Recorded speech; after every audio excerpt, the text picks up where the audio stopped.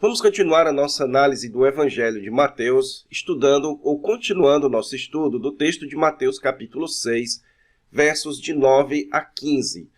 Nós estamos aqui no Sermão do Monte, nós já vimos isso, estamos nessa parte do capítulo 5, do Evangelho de Mateus, que trata do primeiro discurso do Senhor Jesus Cristo. E a sessão que nós estamos estudando é a sessão do Sermão do Monte, que contém essas seguintes subdivisões que você vê aí na sua tela. E nós estamos mais especificamente neste ponto aqui, no ponto D, onde o Senhor Jesus Cristo está falando a respeito da religião do seu povo. Ele fez um longo comentário a respeito da sua relação com a lei e, portanto, da relação dos seus discípulos com a lei, e agora ele vai tratar a respeito da religião dos seus discípulos. E quando eu falo da religião, eu me refiro ao modo como os seus discípulos iriam se relacionar com Deus de maneira religiosa, de maneira cultica, como devem ser as práticas religiosas dos seus discípulos na nova comunidade que o Senhor Jesus Cristo estava criando, a comunidade do reino de Deus. O texto começa no versículo 1, o Senhor Jesus estabelecendo aqui o princípio geral. O Senhor Jesus Cristo está falando aqui a respeito da vossa justiça, que é isso que eu mencionei a vocês. Lembre-se que o Sermão do Monte trata muito dessa questão da justiça. E por justiça, o que o Senhor Jesus Cristo está mencionando é o correto relacionamento com Deus. Então, Jesus já havia passado essa nova forma de se relacionar com Deus à luz da sua vinda, e agora ele vai fazer um alerta: guardem-se de exercer a vossa justiça, a vossa religião, a vossa conduta diante de Deus, guardem de exercer a sua religião diante dos homens. Então, o que o Senhor Jesus Cristo vai trabalhar aqui é que os seus discípulos evitassem a religião hipócrita, a religião interessada em satisfazer as expectativas e os desejos dos homens. E então o Senhor Jesus Cristo fala que a religião deve ser feita diante do Pai Celeste para que nós tenhamos o galardão dele.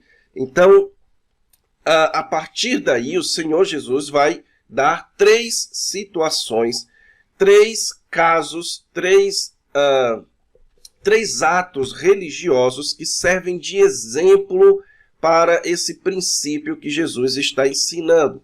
Os casos são a caridade, a oração e o jejum, que eram três dos principais atos de piedade dos judeus. Três dos principais atos que os judeus gostavam de utilizar para exibir a sua vida piedosa. Então Jesus começa tratando aqui da caridade, e lembre-se que eu expliquei a vocês que em cada um destes exemplos o Senhor Jesus segue um padrão. Ele começa aqui mencionando qual é o caso, no caso dar esmola, ele depois fala do que não se deve fazer. Depois ele fala aqui do resultado daqueles que fazem dessa forma que não se deve fazer. Ele então começa um tu, porém, e então diz o que se deve fazer, e por fim qual a recompensa, qual o resultado de se fazer como Jesus está ensinando. Então Jesus começa tratando da caridade. Ele diz que a caridade, quando você for fazer uma obra de caridade, você não deve chamar a atenção das pessoas para essa obra, pois quem faz isso são os hipócritas. Jesus então estabelece a categoria dos hipócritas, que são as pessoas que utilizam a religião para enganar os outros e enganar a si mesmos. Eles utilizam a religião, eles praticam atos religiosos para agradar as pessoas e agradar a si mesmo, para terem alguma espécie de recompensa naquilo que as pessoas estão vendo. Por isso que Jesus então diz que aqueles que fazem isso já receberam uma recompensa. Se a sua religião ela tem o propósito de receber a recompensa das outras pessoas, você já recebeu a sua recompensa. Jesus então orienta que a prática da caridade deve ser feita com discrição. Lembre-se que Jesus está trabalhando com figuras aqui. Quando ele diz que a tua mão esquerda ignore o que a tua mão direita faz, o que Jesus está dizendo é que você deve se esforçar, trabalhar para que o seu ato de caridade seja discreto. Isso não significa dizer que você nunca possa exercer um ato de caridade publicamente, mas que o seu esforço, a sua dedicação, a sua intenção não é a atenção das pessoas, mas a atenção de Deus. E que por isso o resultado é que o Pai que vê em secreto te recompensará. Então, esse é o ensino do Senhor Jesus Cristo. O segundo caso é o caso da oração. Jesus segue o mesmo padrão, mencionando o caso e quando orardes. Depois ele diz o que eles não deveriam fazer. Eles não deveriam ser como essa classe dos hipócritas, porque os hipócritas, os religiosos hipócritas, são pessoas que se esforçam, que praticam a sua religião em ambientes e em um formato que seja visto pelos homens. Então, o Senhor Jesus Cristo está falando de pessoas que iam para cantos públicos orar para atrair a atenção das pessoas, atrair a admiração. Jesus então menciona que eles já receberam a recompensa. Se eles oram para atrair a admiração das pessoas, se essa é a recompensa deles, então eles já receberam a recompensa. Jesus então menciona, tu, porém, quando orares, e então o Senhor Jesus vai ensinar também o princípio da discrição. Note que ele fala de porta fechada, ele fala de algo secreto e ele fala de entrar no quarto. O princípio aqui é o mesmo. Você deve procurar a discrição na sua oração, para que aquilo exiba que o seu desejo é a atenção de Deus. A discrição é o melhor remédio para a hipocrisia. Quanto mais discreto for o seu ato religioso, menos hipócrita você será. Ok? Mais uma vez, isso não significa dizer que você não possa orar publicamente. Porém, na sua oração pública, a sua intenção também não é atrair a atenção das pessoas. A sua intenção é atrair a atenção de Deus. O Senhor Jesus também menciona um outro caso dentro da oração, e a gente sabe que ele não muda de assunto porque ele continua falando aqui a respeito de oração, mas ele modifica um pouco o padrão, porque ele diz não usem de vãs repetições. Então, Jesus agora vai trabalhar uma outra prática que os judeus imitavam dos gentios, que era a prática de fazer repetições, que era a prática de usar repetições sem sentido nas orações. Então, os gentios faziam isso porque achavam que aquilo era o que iria atrair a atenção de Deus. Jesus diz que não, Deus não precisa de técnicas humanas para ser atraído. Deus sabe da nossa necessidade. Portanto, se Deus sabe da nossa necessidade, nós não precisamos orar como os gentios. E então surge a pergunta, como então nós devemos orar? E isso nos leva para um dos textos mais conhecidos do Novo Testamento, que é chamado a oração do Pai Nosso, ok? Aqui você tem a oração do Pai Nosso, do versículo 9 até o versículo 13. Duas coisas eu quero dizer para vocês antes de nós estudarmos o texto propriamente dito. Em primeiro lugar, é muito famoso, é do conhecimento de todos nós, que a oração do Pai Nosso hoje é comumente tratado como uma reza. Como se o Senhor Jesus Cristo, ao dar essa oração, ele estava intencionando que nós repetíssemos essa oração como uma reza. Porém, há dois elementos, há duas informações que corrigem essa prática. Em primeiro lugar, quando o Senhor Jesus Cristo diz, vós orareis assim, o que o Senhor Jesus Cristo está fazendo é nos dando um modelo de oração que faz um contraponto ao modelo de oração dos gentios. Os gentios têm um modelo de oração que é utilizando vãs repetições, porque supõe que aquilo vai atrair a benevolência de Deus. Jesus, então, vai dar um modelo de oração que reflete aquilo que Jesus acabou de mencionar, o fato de Deus já saber o que nós precisamos antes que nós saibamos. Então, o princípio que Jesus está tratando aqui é o princípio da soberania de Deus. Deus, ele é onisciente e onipotente. Deus conhece nossas necessidades e Deus tem poder de suprir as nossas necessidades. Então, como deve ser uma oração que reflete a soberania de Deus? Qual é o modelo de oração que reflete a soberania de Deus? Então, Jesus aqui está dando um modelo de oração.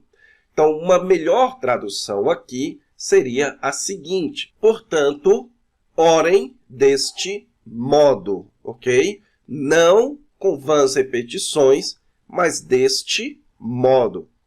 E a segunda informação que contradiz a ideia de utilizar o Pai Nosso como uma reza é o fato de que quando o Senhor Jesus Cristo diz, vós orareis assim, essa palavrinha assim, ela está enfatizando o modo e não o conteúdo.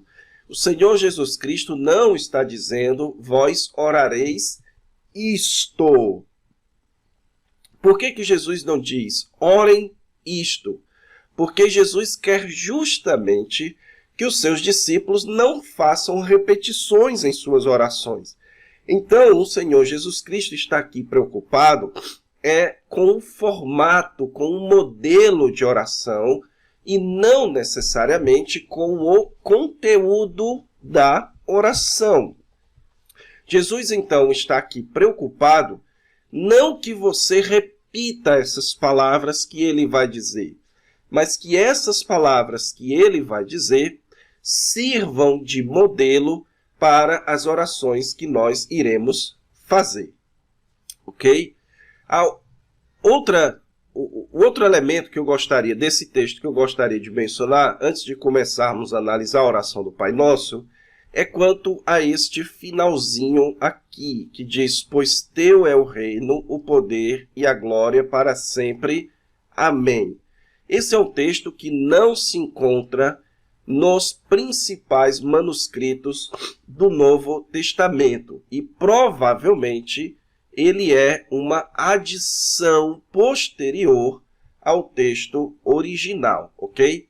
Isso daqui é estudado em uma matériazinha chamada crítica textual, que você pode buscar se aprofundar Pois essa matéria, é aquela área do conhecimento humano que compara os manuscritos do Novo Testamento para nos informar, então, quais são os textos que refletem o texto original, o texto escrito por Mateus, no caso. E essa partezinha aqui, ela é tida pela grande maioria dos estudiosos como sendo uma adição posterior. E por isso nós vamos deixar de lado, ok? Então vamos aqui, irmãos, analisar a oração do Pai Nosso. A oração do Pai Nosso, ela pode se dividir em duas partes. A primeira parte é a do versículo 9 e versículo 10. E essa parte, nós temos aqui o tema da adoração, certo? Você tem aqui Jesus tratando sobre adoração, a oração contendo adoração. É uma parte voltada para Deus, mas de exaltação a Deus. E a segunda parte é essa daqui, que é a parte de petição. Então, aqui é a parte de um reconhecimento da nossa humildade diante de Deus, e aqui é a parte de reconhecimento da nossa necessidade diante de Deus. Então, você tem a primeira parte, que reflete a nossa exaltação a Deus, e em segundo lugar, que reflete as nossas necessidades diante de Deus. E que essas duas partes juntas, elas servem para refletir o reconhecimento da soberania de Deus sobre as nossas vidas. Deus sabe do que a gente precisa antes que a gente peça. Deus conhece nossas necessidades e Ele tem poder para suprir nossas necessidades. Portanto, como nós devemos nos achegar diante de Deus? O Senhor Jesus Cristo começa no versículo 9 e 10 dizendo que nós devemos nos achegar diante de Deus em adoração, em reconhecimento de quem Ele é.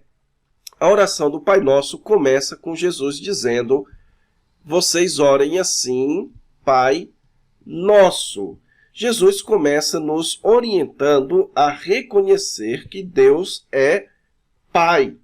E é interessante, irmãos, que não é uma forma, eu pelo menos aqui de cabeça não me lembro do Antigo Testamento, do povo se dirigindo a Deus como Pai, certo? Como orações voltadas a Deus como Pai. Mas agora o Senhor Jesus Cristo não só vai se dirigir a Deus como Pai, mas ele vai fazer com que os seus discípulos também se dirijam a Deus como Pai. Então, isso reflete a consciência de Jesus de que aquela comunidade do reino que ele estava formando era uma comunidade que deveria ter um relacionamento familiar com Deus. Deus é o Pai de Israel. Deus é chamado de Pai no Antigo Testamento. Mas agora nós devemos chamar Deus de Pai em nossas orações. As nossas orações devem reconhecer o Abba na língua hebraica, que é o Pai ou o meu Pai. Então, o Senhor Jesus Cristo vai falar aqui, ou vai nos orientar a nos dirigir a Deus como Pai. E note que ele fala Pai Nosso. Perceba que aqui você tem um plural. Isso, portanto, nos indica que Jesus está tratando da oração no contexto da comunidade. Aqui Jesus está tratando as pessoas que estão lhe ouvindo como o seu povo, a sua comunidade, a comunidade do reino, aquele povo que depois iria ser chamado de a Igreja do Senhor Jesus Cristo. Então o seu povo deve reconhecer Deus como o seu Pai. E então a exaltação continua mencionando que o Pai está nos céus, que o Pai do povo de Deus, ele está nos céus. Portanto, a pessoa para quem nós nos dirigimos não é outro homem, não é alguém da terra, mas é o Pai que está nos céus. Jesus aqui, ao colocar Deus como sendo o Pai nosso que está nos céus, ele está, então, querendo que nós enfatizemos 3 aspectos aqui do nosso Pai. Deus é exaltado pelo menos de 3 formas, quando nós dizemos Pai nosso que está nos céus. Primeiro, Deus é exaltado como uma pessoa. Deus é o Pai nosso, portanto, ele é uma pessoa. Deus é um ser pessoal. Em segundo lugar, Deus é um ser atencioso, porque ele está nos céus, mas ele está nos ouvindo. Deus está atento às nossas preces. E em terceiro lugar, Deus é um ser, Deus é um Pai que se relaciona com o seu povo, que se revela e se relaciona. Ele se revela dos céus até nós. Então, a oração do Pai Nosso começa com o reconhecimento da soberania e do amor, da bondade daquele que é o nosso Pai. Agora, qual deve ser a nossa atitude diante deste Pai? O Senhor Jesus Cristo diz: santificado seja o seu nome.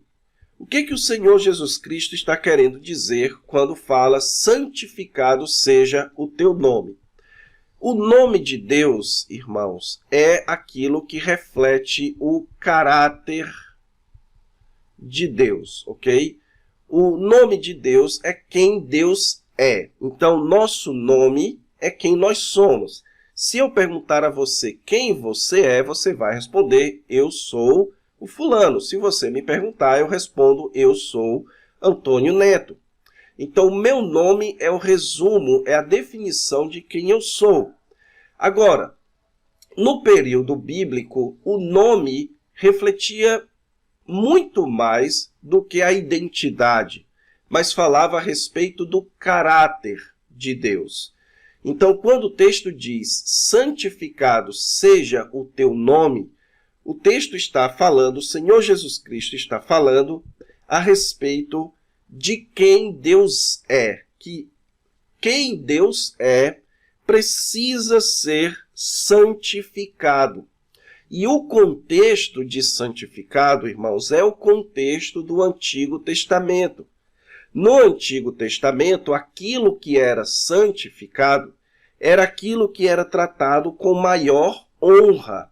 Então, aquilo que era santificado não poderia se misturar com as outras coisas. Então, o Senhor Jesus Cristo está dizendo que nós precisamos reconhecer em nossa oração que Deus precisa ser tratado com a maior honra, que a nossa vida, que os seres humanos, que todos nós reconheçamos que Deus é o ser que merece a maior honra, que Deus é o ser que é merecedor de toda a honra, que ele está acima de tudo, ele não se mistura com nada, ele não é parecido com este mundo, ele não é maculado por este mundo, ele não é parte deste mundo. Ele está acima de todos, ele é diferente de todos, ele está além de todos nós. E que por isso o seu nome não pode ser desprezado, mas o seu nome deve ser santificado, elevado à mais alta honra. Então, o Senhor Jesus Cristo está aqui nos chamando para a humildade na oração. A oração deve ser um momento de reconhecimento da grandeza de Deus, reconhecimento de que Deus está além de nós, está fora deste mundo e que, portanto, quem Deus é o faz digno de receber a nossa adoração e a nossa honra. Então, esse é o primeiro ato de adoração. O segundo ato é quando nós clamamos, venha o teu reino.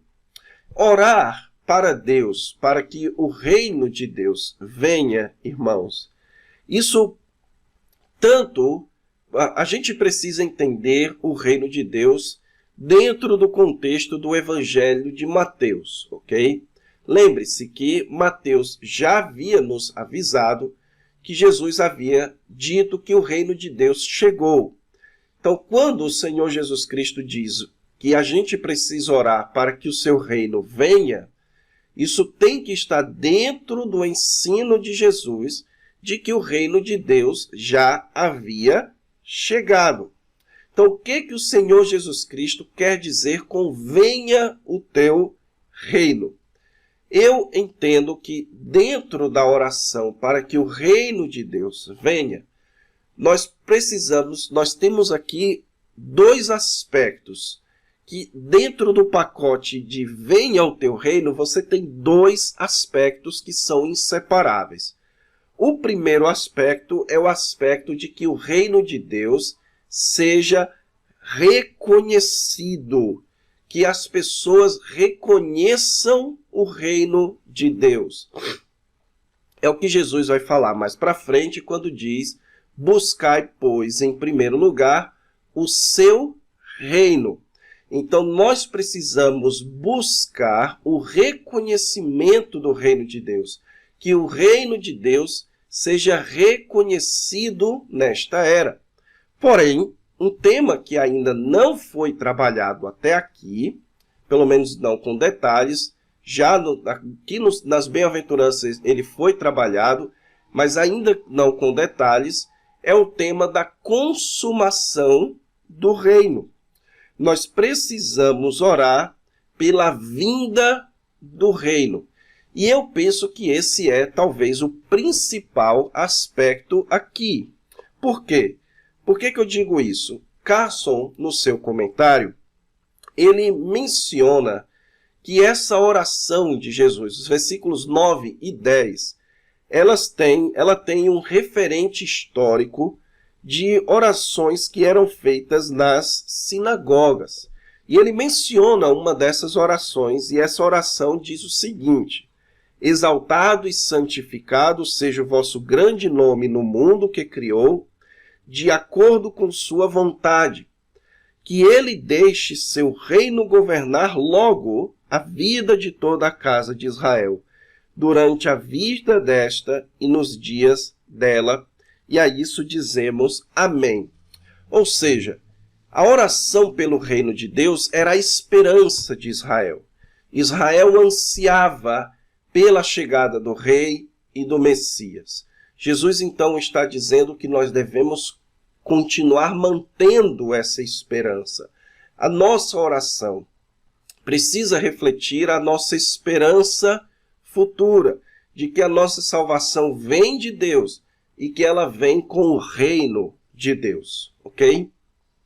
E, por fim, essa parte de adoração, de exaltação, fala, faça-se a tua vontade, assim na terra como no céu. Que vontade é essa que Jesus está falando aqui? Irmãos, você tem aqui duas possibilidades. Ou essa vontade está se referindo à vontade moral, legal, que as pessoas cumpram os mandamentos de Deus, tanto na terra quanto no céu, ou então Jesus está falando da vontade de Deus quanto à consumação dos eventos. Venha o teu reino, mas faça-se a tua vontade. Que o teu reino venha segundo a tua vontade.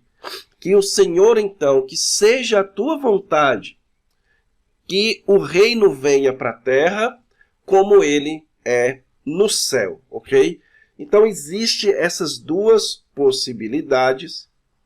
Agora, essas duas possibilidades elas não são excludentes. Como eu comentei com vocês, venha o teu reino tanto se refere ao reconhecimento da chegada do reino, quanto à consumação do reino. Assim também eu penso quanto a essa vontade. A vontade de Deus engloba não apenas a vontade moral que deve ser obedecida, a vontade do reino que deve ser buscada, o seu reino e a sua justiça e a sua vontade, como também isso engloba também a consumação do reino de Deus. Então, o Senhor Jesus Cristo está aqui nos incentivando a orar e exaltar a Deus, certo? Para que a sua vontade seja reconhecida e a sua vontade seja realizada. Então, essas três petições, irmãos, para que o nome de Deus seja santificado, para que o reino de Deus venha e para que se faça a vontade de Deus, elas são petições de humildade. Elas são petições de alguém que está humilhado diante de Deus. Alguém que está reconhecendo a soberania de Deus. Alguém que está colocando o desejo, as necessidades, digamos assim, de Deus, como antes das suas próprias necessidades. Então, isso daqui é adoração, é exaltação. E a nossa oração deve refletir a nossa exaltação a Deus, ok? E a grande lição que nós podemos tirar aqui, irmãos, é que a oração, ela é um reconhecimento dos planos de Deus, do desejo de Deus, da vontade de Deus, da glória de Deus, da honra de Deus. Oração, na perspectiva cristã, não é uma técnica para se adquirir alguma coisa de Deus. O Senhor Jesus Cristo recrimina isso. Ele diz que os gentios é que utilizam técnicas para que se consiga algo de Deus. Jesus então está dizendo que a oração não é uma técnica para que você consiga algo de Deus. A oração é um reconhecimento da grandeza, da exaltação de Deus. Que, em primeiro lugar, a nossa oração deve ser um reflexo de que Deus é o centro e não nós. Então, infelizmente, irmãos, as nossas igrejas hoje em dia estão permeadas de orações pagãs. Nós mesmos precisamos tomar cuidado para que as nossas orações não sejam pagãs. Como se estivéssemos supondo que a oração é um meio que Deus estabeleceu para convencê-lo a nos dar o que nós queremos ou precisamos. Não. A oração é, em primeiro lugar, o meio estabelecido por Deus para exaltá-lo, para reconhecermos que Ele é soberano, que Ele é digno de toda a glória e não nós, ok? Vamos dar uma paradinha por aqui. Na próxima aula, então, a gente continua até o versículo 15, ok? Então, fique com Deus e até lá.